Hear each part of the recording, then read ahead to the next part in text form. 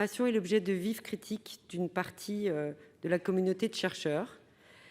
Nous devons faire la part des choses entre l'expression de craintes de personnes qui ont une rente de situation dans notre pays et des revendications tout à fait légitimes que nous devons écouter. Et il me semble que le travail qui a été celui du Sénat a œuvré en ce sens, en baissant la durée de la programmation, en améliorant le statut et la durée des CDI, les chaires juniors.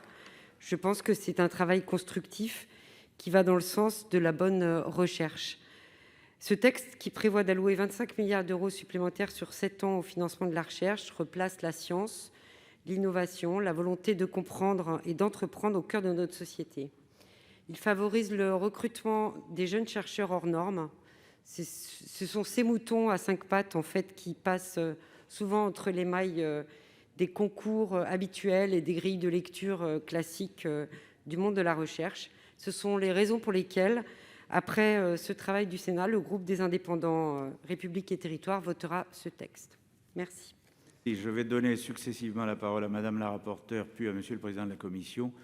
Nous aurons ensuite un scrutin public et Madame la Ministre après le scrutin public, naturellement. Madame. Merci Monsieur le Président. Écoutez, pour moi c'était un très grand honneur, c'était mon premier texte, donc comme rapporteur, au bout de 3 ans, j'étais très fière et très heureuse. Alors, au premier rang desquels je voudrais commencer, ce n'est sûrement pas l'usage, mais remercier mes 2 administrateurs et Nicolas qui m'ont beaucoup aidé, beaucoup soutenu. En effet, dans un contexte un peu compliqué, puisqu'on a commencé pendant la période électorale de renouvellement du Sénat, donc sans en avoir la légitimité, j'y associe mes collègues qui ont été assidus dans les auditions, et Dieu sait si on en a fait beaucoup. Ceux qui sont venus dans la dernière partie, la dernière ligne droite,